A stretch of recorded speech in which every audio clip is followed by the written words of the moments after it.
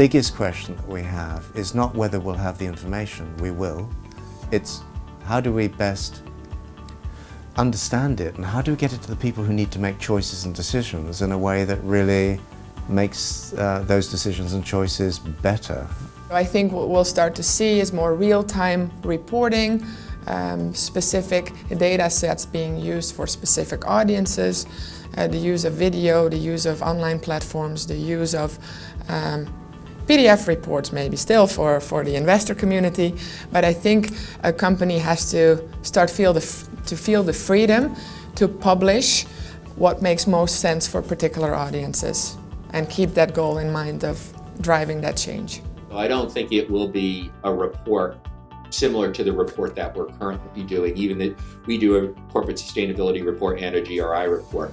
But I do think it will be more interactive, it will be web-based. I do think within businesses themselves, it won't be as much of a communications exercise as it will be a strategic exercise internally as far as defining those issues that are material, how are you addressing them, how are you communicating that to the public.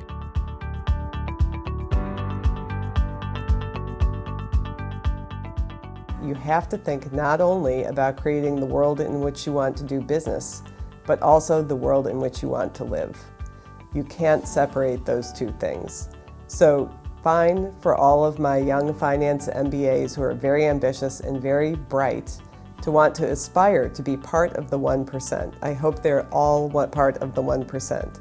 And I also want them to think about whether the 1% needs to control 90% of the assets and all of the natural resources. I think we've also got to persuade them or help them understand this is probably the biggest opportunity that our species has seen for 100, 150 years. I mean, it's like the Industrial Revolution, but on a much bigger scale. The implications are enormous, but the potential to do new things, to create new forms of wealth is immense. So, people used to say, to be born in a time without challenges is to be robbed.